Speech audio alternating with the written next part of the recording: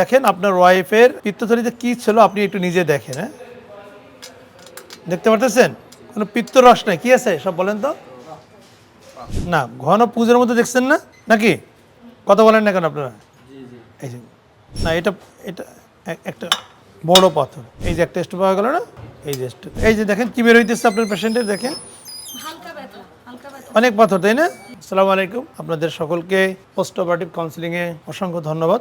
আজকে খুবই একটা ইন্টারেস্টিং দিন ছিল আমার জন্য। সেটা হলো যে আমরা যখন পিত্তথলি পাথরের সার্জারিগুলো করি, যেমন একসাথে 8 জন 10 জন 12 জন, আর যে ব্যাপারটা পাই যে সাধারণত একজনের পিত্তথলিতে পুঁজ থাকে বা 2 জনের পুঁজ থাকে, কিন্তু আজকে 7 জন যে রোগীর অপারেশন করলাম তাদের 5 জনের পিত্তথলিতে পুঁজ আছে। পুঁজ মানে হচ্ছে এম্পাইম অফ গলব্লাডার বা পিত্তথলির ফোড়া। সবাই আপনারা মনে করছেন যে পিত্তথলি পাথরের অপারেশন হয়েছে, বেসিক্যালি পাথর, বাট পাথর আটকে গিয়ে পিত্তথলি এবং পিত্তনালীতে, পিত্তথলিতে সাধারণত কি থাকে? পিত্তরস, সেই রসের ভিতরে অনেকেরই পাথর হয়। যখন পাথরটা বড় হয়ে থলি এবং নালীর সংযোগস্থলে আটকে যায় তখন রস আসা যাওয়া করতে পারে না, তখন যে আটকা পড়া যে পিত্তরস তার ভিতরে ব্যাকটেরিয়া ওভারগ্রোথ হয়ে পুঁজ তৈরি করে, ফোড়া তৈরি করে, এটাকে বলা হয় পিত্তথলির ফোড়া। আজকে আপনারা অনেকেই জানেন যে আপনাদের পেশেন্ট, যেমন আপনার পেশেন্ট বোরটালিন সাপোজিটরি দিয়ে নিয়ে আসছেন, আপার পেশেন্ট বোরটালিন সাপোজিটরি নিয়ে আসছে, আপার পেশেন্ট আমার বন্ধু হয়, ও কত প্রায় 2 বছর আগে দেখাইছে, 3 বছর আগে দেখাইছে, তখনই বলছি যে অপারেশন করে নেন, কিন্তু আপনি দেখবেন যে কাটলে পরে পুঁজ বের হবে। ভয় পেয়েছে অপারেশন, সে কারণে করায়নি। অথচ শেষ পর্যন্ত অপারেশনে আসছে কখন? যখন ভিতরে পুঁজ হয়ে গেছে, এটা ফেটে যেতে পারতো, সেপ্টিসেমি হতে পারতো, আরও খারাপ কিছু হতে পারতো। যাই হোক, আলহামদুলিল্লাহ যে প্রত্যেকের অপারেশনই অত্যন্ত সুন্দরভাবে নিরাপদভাবে শেষ হয়েছে, কোনো ব্লিডিং হয়নি। এবং যেহেতু আজকে অনেক রাত হয়ে গেছে, সবাই সকালবেলা চলে যেতে পারবে। ঠিক আছে, তাহলে আমরা একজন একজন করে দেখাই। বিশেষ করে যাদের পিত্তথলিতে পুঁজ হয়ে গেছে সেটা তারা তো দেখবেনই। এবার পেশেন্টের লোক কি আছে, আপনি সামনে আসেন। হ্যাঁ, কী ছিল আপনার রোগীর, কী সমস্যা ছিল? ব্যথা কতদিন ধরে? 1 মাস ধরে ব্যথা, তাই না? যেটা হয় এরকমই যে উনি বললো যে মাত্র 1 মাস ধরে ব্যথা, কিন্তু পিত্তথলিতে যখন পাথর থাকে অধিকাংশ সময় কোনো উপসর্গই থাকে না, কোনো ব্যথা থাকে না, বমি থাকে না। এইরকম অবস্থাটাকে বলে সাইলেন্ট গল স্টোন। হ্যাঁ, এরকম 4 বছর 5 বছর 20 বছরও থাকতে পারে। হঠাৎ করে কোনো একটা সময় যখন ব্যথা হয় সেটাকে আমরা উপসর্গ বলি। উপসর্গ অবস্থায় যদি অপারেশন না করা হয় তখন জটিলতায় চলে যায়। জটিলতাকে সেটা হলো পেকে যেতে পারে, পিত্তথলিতে থাকা পাথর পিত্তনালীতে চলে আসতে পারে, জন্ডিস হতে পারে, প্যানক্রিয়াটাইটিস হতে পারে। ইভেন পিত্তথলিতে আটকে পড়া পাথর যদি অনেক বড় হয়, যেমন আজকের যে ঘটনা, 5 জনের পিত্তথলিতে পুঁজ হয়ে গেছে, এরকম পুঁজ হতে পারে। আরও বড় স্টোন হলে অনেক সময় ক্যান্সারও হতে পারে। যার কথা বললেন যে মাত্র 1 মাস ধরে ব্যথা, দেখেন আপনার কি হয় ওয়াইফ সম্ভবত। হ্যাঁ, তাহলে একটু দেখেন যে পিত্তথলি, যে কোনো পিত্তথলি কাটলে শুধুমাত্র পিত্ত রস থাকার কথা, কিন্তু তেমন কোনো সিমটম নাই। লাস্ট 1 মাস ধরে একটু ব্যথার মতো ছিল, তাই তো? তাহলে মাত্র 3-4 দিন। তাহলে দেখেন আপনার ওয়াইফের পিত্তথলিতে কি ছিল আপনি একটু নিজে দেখেন। হ্যাঁ, দেখতে পারতেছেন কোনো পিত্তরস নাই, কি আছে সব বলেন তো? হ্যাঁ, সব কি অনেক পাথর, তাই না? আসলে উপসর্গ তৈরি হওয়ার জন্য এত পাথর থাকা কিন্তু দরকার নাই। হ্যাঁ, একটা পাথরই কিন্তু যথেষ্ট। ঠিক আছে, আমরা খুবই সুন্দরভাবে অপারেশনটা শেষ করেছি। এই আমার হাতে যে পিত্তথলিটি দেখাচ্ছি, উনি আমার বন্ধু হন সম্পর্কে।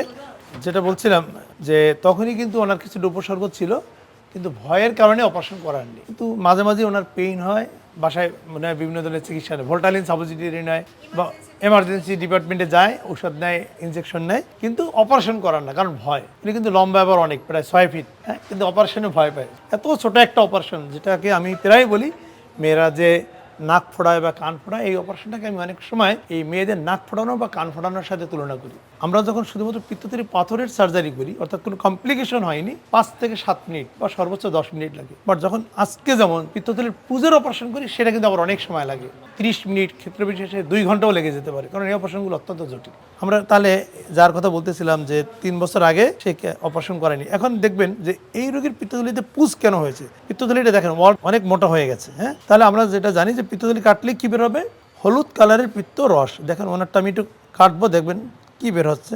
দেখেন হলুদ কোনো কালার বেরোচ্ছে না, ঘন পুঁজের মধ্যে দেখছেন না নাকি? কথা বলেন না কেন আপনারা?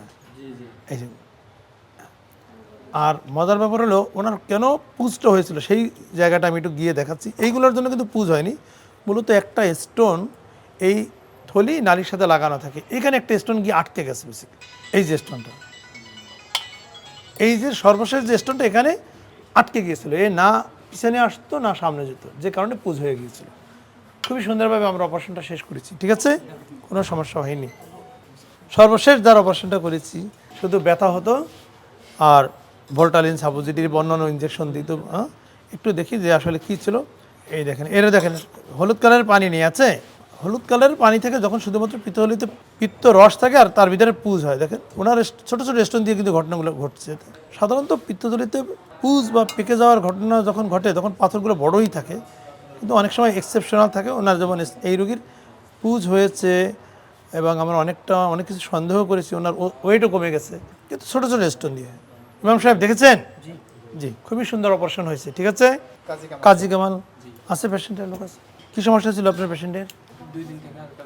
2 দিন ধরে ব্যথা। তাহলে আমরা একটু দেখি এটা কি অবস্থা। এটাও দেখেন পুজ সবই না, এটা এটা একটা একটা বড় পাথর। তাহলে বুঝতে পারলেন একটা পাথরও সমস্যা তৈরি করতে পারে, আবার অনেকগুলো পাথর থেকেও কোনো সমস্যা তৈরি নাও করতে পারে। সুতরাং পাথরের সংখ্যা বা সাইজ এটা কোনো সমস্যা না। যে কোনো সাইজের স্টোন যদি সমস্যা তৈরি করে সাথে সাথে অপারেশন করে নিতে হবে, এটাই হচ্ছে বেস্ট ট্রিটমেন্ট। ক্লিয়ার? আপনাদের রোগীদের নিজের বাড়ির পাশে যে হসপিটাল আছে সেখানে দেখবেন ল্যাপারোস্কোপিক সার্জন আছে, তাদের মাধ্যমে অপারেশন করে নিলেই হয়। ঠিক আছে? এটা কি মনোজ? এবার আমরা মনোজ এর পিত্তথলিতে পুজ হয়ে গেছে। সাধারণত পিত্তথলির ওয়াল থাকে 2 মিলিমিটার, কত 2 মিলিমিটার। ওনার আলট্রাসাউন্ডের রিপোর্টে আমি দেখেছি ওয়ালটা বলেছে 10 মিলিমিটার। হাত দেওয়ার পরে চাপ দেওয়ার পরে দেখলাম যে পেইন, তখনই বুঝতে পেরেছি যে এর ভিতরে পুজ। আপনারা একটু দেখেন, আমি ওনার পিত্তথলিটা একটু ওপেন করি, দেখেন কী বেরোচ্ছে, পুজ না পুজ। দেখেন অনেক স্টোন মনোজের পিত্তথলিতে স্টোন দিয়ে ভরে আছে, আর সাথে কি আছে, পুজ। কেন পুজটা হয়েছিল সেটা একটু দেখে। এই দেখেন, এই যে একটা স্টোন, এই স্টোনটা মূলত থলি এবং নালী সংযোগস্থলে আটকে গিয়েছিল, ফলে এই পুজগুলো হয়েছিল। ঠিক আছে, আজকে সবই পুজের অপারেশন মনে হচ্ছে। এটা কিন্তু আমরা এরকম 10 জন বা 12 জনের পিত্তথলির অপারেশন করলে একজনের হয়তো বা পুজ পাওয়া যায়, কিন্তু আজকে খুবই ইন্টারেস্টিংলি 7 জনের ভিতর 5 জনেরই পুজ ছিল। জেসমিন আক্তার, এই দেখেন, এই যে স্বাভাবিক এরকম পিত্ত রস থাকবে, আর তার ভিতরে হয়তো স্টোন থাকবে। এই যেমন এই যে একটা স্টোন পাওয়া গেল না, এই যে স্টোন, আর এই রসটা এটাই হলো স্বাভাবিক রস, এইভাবে থাকবে, কিন্তু তা নয়। ম্যাক্সিমাম ক্ষেত্রে আমরা যেটা পেলাম পুজ। সবারটা কি দেখানো শেষ? কোন পেশেন্ট? আচ্ছা, এইবার কোন পেশেন্ট? হোসনিয়ার পেশেন্ট। ঠিক আছে, ওনার কি সমস্যা ছিল? এই যে দেখেন কি বের হইতেছে আপনার পেশেন্টের, দেখেন অনেক পাথর, তাই না? এক এক রোগীর এক এক রকমের পাথর, দেখছেন না? আলহামদুলিল্লাহ, যে কথাটা বলে শেষ করতে চাই, প্রত্যেকের অপারেশন অত্যন্ত সুন্দরভাবে শেষ করেছি। 6 ঘন্টা পরে প্লেন ওয়াটার দিয়ে খাবার শুরু করবে। যদি সমস্যা না থাকে তারপরে একটু যাও বা নরম খাবার খাবে, তারপরে বাসায় চলে যাবে। ঠিক আছে? বাসায় গিয়ে আগামী 7 দিন অতিরিক্ত তৈলাক্ত খাবার যেমন খাসির মাংস, গরুর মাংস, পোলাও, কোরমা, বিরিয়ানি, তেহেরি, ডিমের কুসুম খাবে না। কম ঝাল মশলা দিয়ে শাক সবজি, মাছ, মুরগি খাবে, বেশি করে পানি খাবে, আর যে মেডিসিনগুলো লিখে দেবো সেই মেডিসিনগুলো খাবে। ঠিক আছে? 7 দিন পরে নিকটস্থ কোনো একটা ক্লিনিকে গিয়ে যে ছোটো ছোটো কয়েকটি স্টিচ দেওয়া আছে, স্টিচগুলো কেটে দেবেন। আরেকটা মাইক্রোবোর্ড লাগানো আছে, অর্থাৎ যেখানে ছিদ্র করা হয়েছে একটা স্টিচ দিয়ে মাইক্রোবোর্ড লাগানো আছে। অনেকের ক্ষেত্রেই ওই মাইক্রোবোর্ড দিয়ে অ্যালার্জিক রিয়াকশন হয়, চুলকায়। যদি সেরকম কোনো রোগীর ক্ষেত্রে ঘটে, মাইক্রোবোর্ডটা তুলে ফেলবে, থাকার দরকার নেই বা রাখার দরকার নেই, অর্থাৎ 24 ঘন্টা পরই ওটা তুলে ফেলানো যায়। ঠিক আছে?